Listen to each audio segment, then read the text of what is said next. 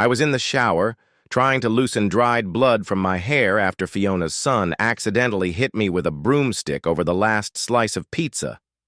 She leaned in and whispered, "Next time, don't flinch. Maybe he'll aim for your throat." I got angry but said nothing. This morning, my phone was flooded with missed calls. They were begging me to pick up. I'm literally shaking as I type this at some random Dunkin' while my family blows up my messages. I've been married to Fiona for 3 years. She has a 16-year-old son, Jackson, from her previous marriage to this dude, Arthur. The first year was actually decent. Jackson was quiet but respectful enough. We'd game together sometimes on weekends. Nothing crazy, but enough to feel like we were building something. I really tried, bros. I tried with this kid. But about 8 months ago, something changed. It started with small stuff. Forgetting. Chores. Leaving messes around the house. Talking back. Typical teenager stuff, right? But then it got worse. He'd wait until his mom wasn't around to call me rent-a-dad or ask when I was moving out like all the others. Not making this up. Fiona always had excuses. He's just adjusting. It's a phase. He's sensitive about male figures. Blah, blah, blah. I tried talking to her, but she got defensive, and somehow I'd end up apologizing. Red flag city. But I was too deep to see clearly. Fast forward to 3 days ago, I got home late after a 12-hour shift, tired AF, hadn't eaten since noon. There was one slice of pizza left in the fridge from dinner. One slice. I heated it up, sat down to eat, and Jackson stormed in demanding my food. Me. I just worked 12 hours and haven't eaten. There's cereal or sandwich. Stuff. Him. Mom bought that pizza, not you. Me. Trying to stay calm. Actually, I paid for it with the grocery money yesterday. Him. Whatever, loser. I ignored him and took a bite. Next thing I know, I feel a crack across the back of my head. The little shit hit me with the wooden broom handle hard. I fell forward, pizza flying everywhere, blood running down my neck. I turned around in shock. Jackson was standing there with a half smile like he was trying not to laugh. Him. "Oh, sorry, man, the broom slipped." The broom slipped while he was sweeping the ceiling behind me. Fiona runs in and sees me bleeding. Does she check if I'm okay? Nope. First words out of her mouth. "Jackson, what did he do to you?" Let that sink in. I'm bleeding from my head, and her first concern is what I might have done to her precious Jackson. I was stunned. Couldn't even speak. Jackson played innocent, claiming he was just cleaning and the broom slipped. Fiona believed him instantly, didn't question it. Grabbed some paper towels and tossed them at me like I was an inconvenience. Told me to clean up before I stained the floor. I went to the bathroom. My head was throbbing. The gash was about 3 inches long and bleeding pretty badly. Probably needed stitches, but whatever. I washed off the blood as best I could and went to bed without saying another word. Fiona didn't even check on me. Next morning, Jackson was smirking at breakfast. Fiona acted like nothing happened. I left for work, still dizzy. But what choice did I have? That evening, I jumped in the shower trying to get the dried blood out of my hair. That stuff sticks like glue, no joke. I'm standing there with my eyes closed, hot water running over my head, when I feel someone in the bathroom. I open my eyes. Fiona's just standing there, watching me through the shower door with this weird expression. Then she leans closer, to the glass, and says it. The words that changed everything. "Next time, don't flinch. Maybe he'll aim for your throat." Her voice was so calm, like she was telling me the weather forecast. Then she smiled, grabbed her face cream, and walked out like she hadn't just suggested her son should try to kill me next time. I stood there with the water running until it went cold. My mind was racing 1,000,000 miles a minute. Had I misheard? Was it some sick joke? But that look in her eyes, there was nothing joking about it. After my shower, I checked my phone and saw a notification. Fiona had texted Jackson but accidentally sent it to our family group chat, then deleted it quickly. but I'd already seen the preview. He's such a pushover, LOL, bleeding like, ah. That's when something in me snapped. Not rage, more like everything suddenly became crystal clear. This wasn't a family. This was me bankrolling two people who actively hated me. I pretended everything was normal that night, but while they were watching their shows, I went through Fiona's phone. Yeah, I know her password. She uses the same one for everything. Jackson's birthday password, of course. What I found made me physically sick. Hundreds of texts between her and Jackson, laughing about me. Her encouraging him to test my limits. Her telling him good job after incidents where he disrespected me. But it gets worse. Turns out she's been draining our joint account for months, sending money to Arthur, her ex, who apparently isn't the deadbeat she claimed. They're still in contact, and she's been playing both sides. I found texts to her friends calling me her meal ticket and temporary solution until she figures things out with Arthur. 3 years of my life, and I'm a temporary solution. Then there were the photos, dozens of pictures of my personal stuff with messages to her friends about how much they could sell it for. My signed baseball collection, my dad's watch, things that can't be replaced. I put her phone back exactly how I found it and went to bed. Laid there for hours, planning while she slept next to me like nothing was wrong. Yesterday, I called out sick and spent the day documenting everything. Bank statements, screenshots, sent them to myself, then deleted the evidence. Photos of the wound on my head. I even started a voice memo on my phone while we ate dinner. Left. Got Jackson on tape making 3 separate comments about how accidents happen all the time while staring straight at me. I haven't confronted them yet. I'm playing the long game. They think I'm weak. They think I'm just going to take this forever. They have no idea what's coming. This morning, I left before they woke up, drove around for hours thinking, planning. Stopped at my buddy's place to borrow some cash. Then I did something that apparently freaked them both out. I turned off my phone for 6 hours, just powered it down and enjoyed the silence. When I turned it back on just now, sitting here at this Dunkin', I had 37 missed calls. 37 texts asking, "Where are you? We need to talk." And finally, "Please come home. We're worried." Worried now? After the broomstick incident and her telling me to not flinch or he might aim for your throat, I haven't responded yet. They don't deserve to know what I'm thinking. But trust me, bros, this story is just getting started. I've never been a vengeful guy, but for this, I'm making an exception. I'll update when there's more to tell. Right now, I've got to figure out my next move while these idiots blow up my phone thinking I'm going to come crawling back. Stay tuned. This isn't over. Not by a long shot. Update 1. What's up, my dudes? First off, holy hell, the response to my last post. Never expected thousands of comments. Thanks for having my back. It's been 2 weeks since I found out. My wife and stepson have been playing me like a damn fiddle. 2 of the longest weeks of my life. But I promised an update, so here we go. After turning my phone back on that day at Dunkin', I had a decision to make. Option 1, confront them immediately and watch Fiona spin some BS. Option 2, play the long game. I chose option 2, and bros, it was the hardest thing I've ever done. I went home that night acting like nothing was wrong. Fiona was pissed I'd been unreachable, started this whole guilt trip about how worried they were, how Jackson thought. Something terrible happened to me, blah, blah, blah. Meanwhile, the kid was sitting there smirking behind her back. I just nodded and said, "My phone died. I was helping a buddy move some furniture." She didn't believe me, but whatever.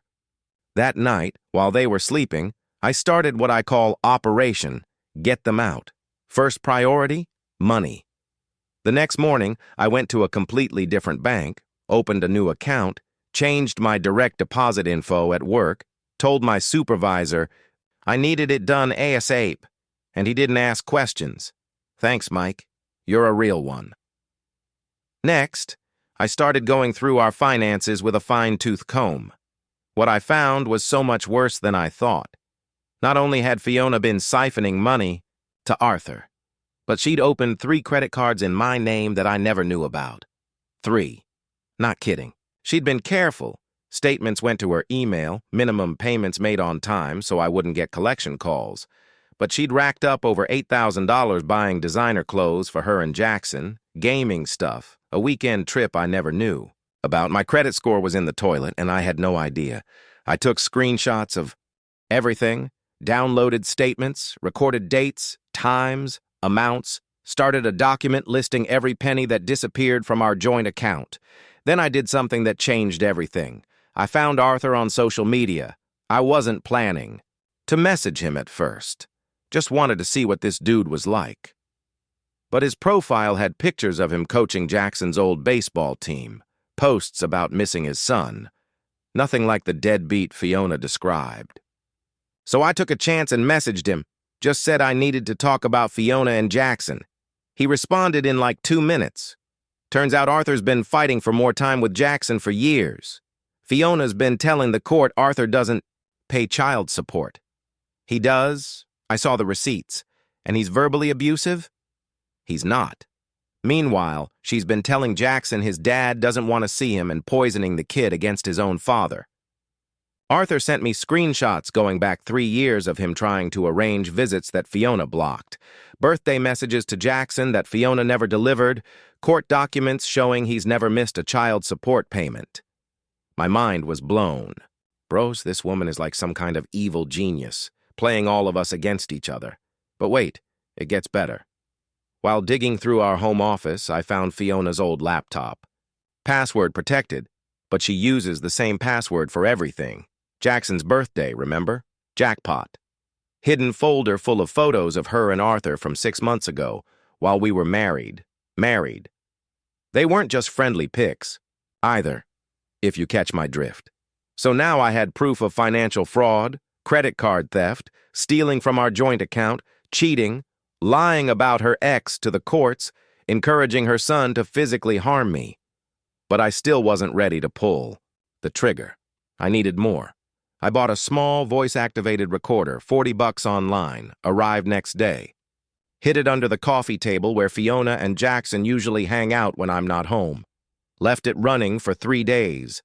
When I listened to the recordings, bros, I almost threw up, the way they talked about me when I wasn't there. Fiona calling me her walking ATM. Jackson laughing about how he hit me with the broom. Fiona saying she was working on Arthur to take her back so she could ditch the loser. They even discussed how they could get me to put the house in both our names so she'd get half when she left. She's been planning this for months. The recorder caught Fiona on the phone with someone, probably her friend Wanda, saying the investment, meaning me, wasn't paying off like she hoped because I was too careful with money. That I wasn't as loaded as she thought when we got married. Sorry, Fiona. I don't have a trust fund. Some of us actually work for a living. I was seething, but still playing the normal husband at home, making dinner, watching TV together, sleeping next to a woman who was literally plotting to take everything I had. Then I had a breakthrough. Found out Fiona has a sister, Irene, who lives about an hour away. They haven't spoken in years. Fiona always said her sister Irene was jealous and unstable, so I reached out to Irene on social media, and we met for coffee last week. Turns out, Irene isn't jealous or unstable at all. She cut contact with Fiona years ago after catching her stealing from their dying mother. According to Irene, this is Fiona's pattern. Find a decent guy, bleed him dry, then move on to the next.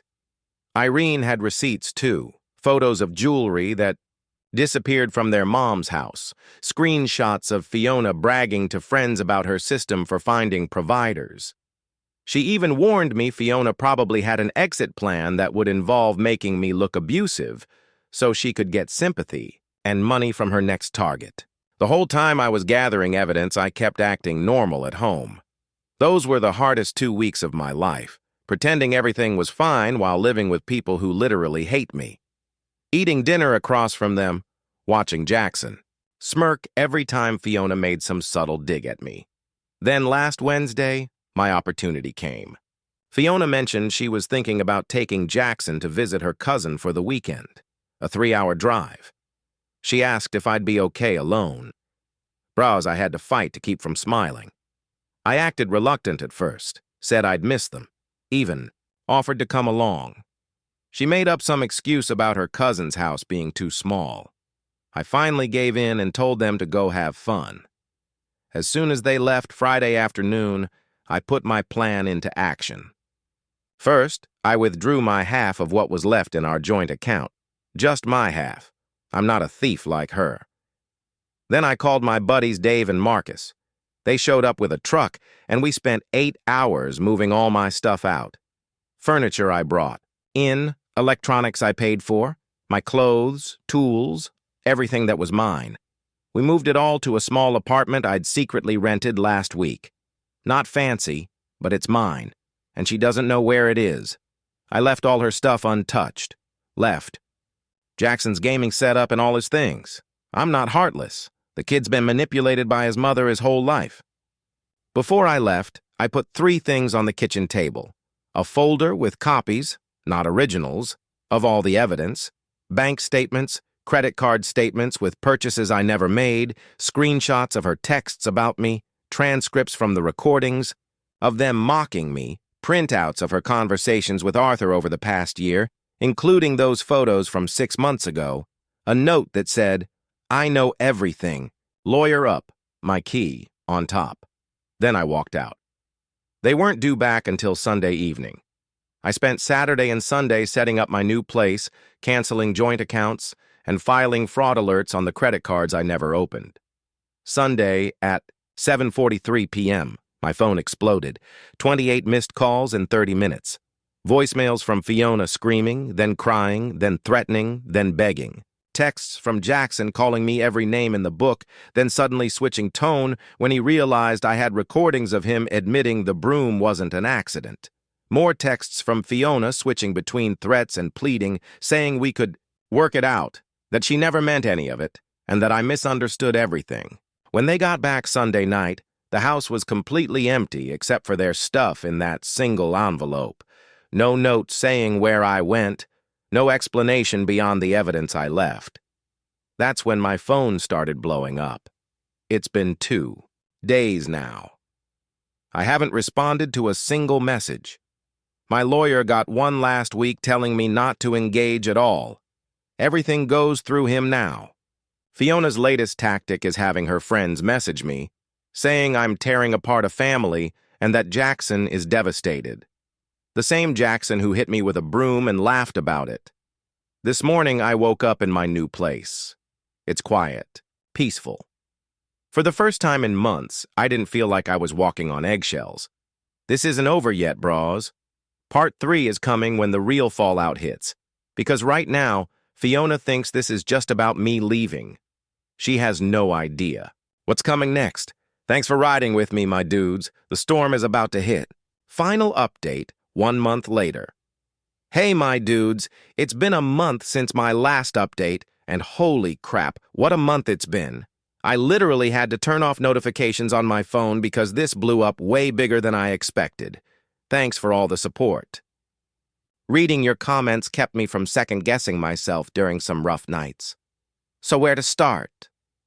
The morning after I moved out, I woke up to this weird silence in my new apartment. For a second, I forgot where I was. That split second. Panic when you wake up somewhere different. Then it hit me. No Jackson stomping around. No Fiona sighing dramatically because I used too much hot water. Just quiet. Made myself some coffee in this cheap coffee maker I grabbed at the store. Forgot. Mine in the move. Sat on my air mattress since I hadn't set up my bed yet. Just sipping coffee. Watching the sun come up through blinds that weren't completely closed. And for the first time in forever, I felt this weight lifted off my chest that I didn't even know was there. Then I checked my old phone. Over 80 missed calls overnight. 80. Not exaggerating. The messages started hostile. Fiona calling me every name in the book, threatening to call the cops for stealing from the house. Then they shifted to confusion when she actually read through the evidence I left. By morning, they turned desperate, but I wasn't responding. Not yet. Instead, I executed the next phase of my plan. First, I emailed everything to Arthur, the complete documentation of how Fiona had been lying to the courts about him manipulating Jackson, using child support, money to fund her lifestyle, and telling everyone he never paid. Included those photos of them together from 6 months ago that I found on her laptop. Next, I sent a carefully worded email to Fiona's boss. Nothing dramatic or accusatory, just inquiring if the expense report she'd been submitting for. Client meetings that never happened were company policy. Attached screenshots of her texts admitting she was pocketing the reimbursements. Turns out her company takes financial impropriety pretty seriously. Then came the family nuclear option. I'd been quietly connecting with Fiona's relatives on social media during those 2 weeks. Her parents, siblings, including Irene, aunts, cousins, people she'd been lying to about me, Arthur, and everything else for years. I created a private group chat and added all of Fiona's family members I'd connected with. I dropped a simple message saying I'd left Fiona after discovering financial fraud and infidelity. I apologized that things ended this way and thanked them for welcoming me into the family. Then I attached one document, a detailed timeline with dates, times, and screenshots proving everything. Let me tell you, bros, family tea spills fast. By day 3, Fiona's mom called her demanding explanations. Her dad was apoplectic over the credit card fraud. Her aunt, who had loaned Fiona money based on lies about me being financially abusive, was threatening legal action. Meanwhile, my lawyer filed for divorce and financial separation, fraud reports on the credit cards Fiona had opened in my name, and a police report about the broom assault. Not to press charges against Jackson, just to have it officially documented. Day 5, Arthur's lawyer contacted Fiona about revisiting custody arrangements based on the new evidence. Turns out lying to family court judges about the other parent is frowned upon. Who knew?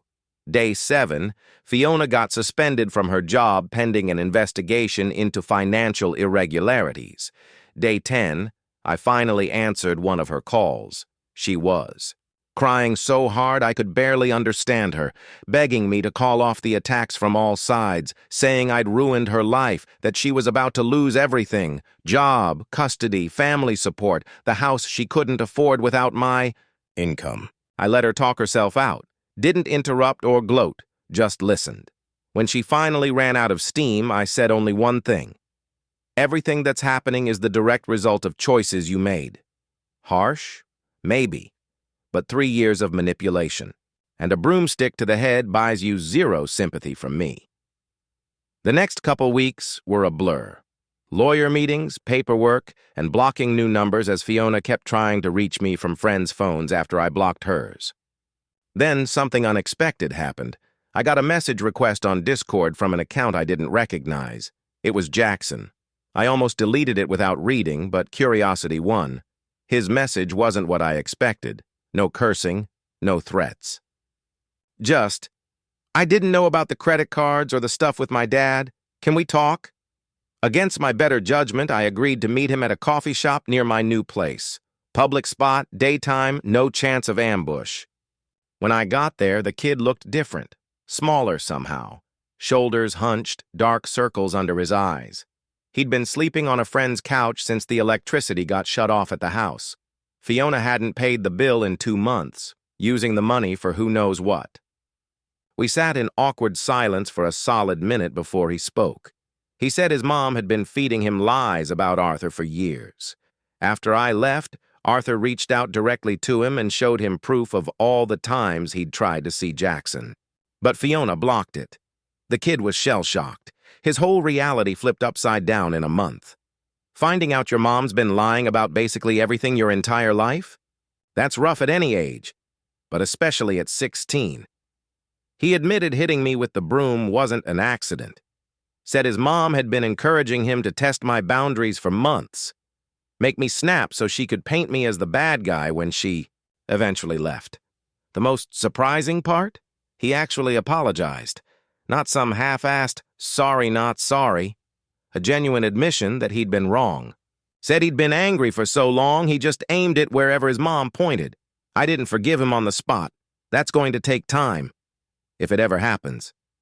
But I told him I was glad he was talking to his dad again. Turns out Arthur filed for emergency custody. Jackson's staying with him now while Fiona tries to claw her way out of the hole she dug. As for Fiona, karma isn't just a thing.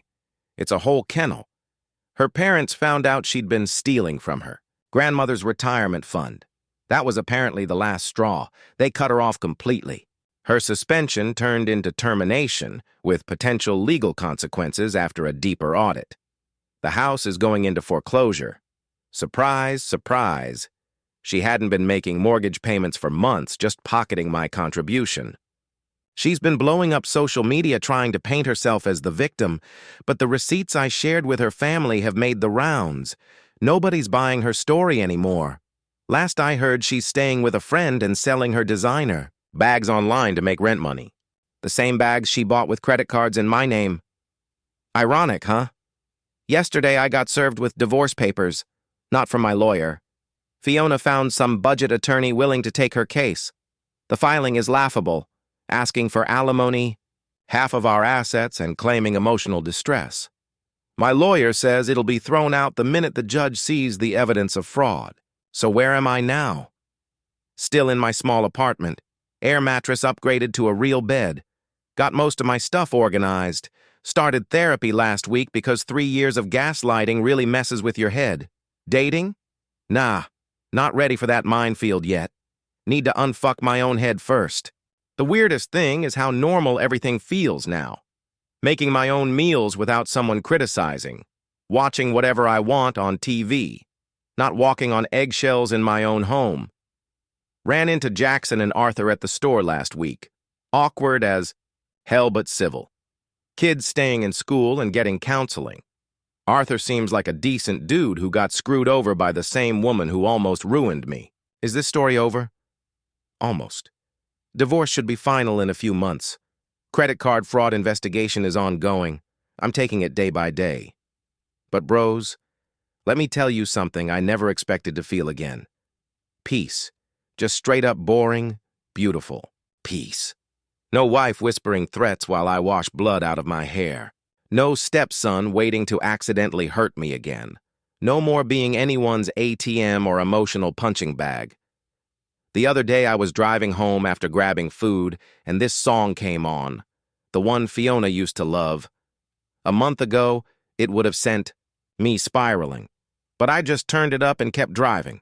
That's when I knew I was going to be okay. So that's it, my dudes. The end of the craziest chapter of my life. Thanks for riding with me through it all. Your comments kept me sane when I was doubting myself. Special shout out to the bros who sent me recipes when I mentioned I was living on ramen.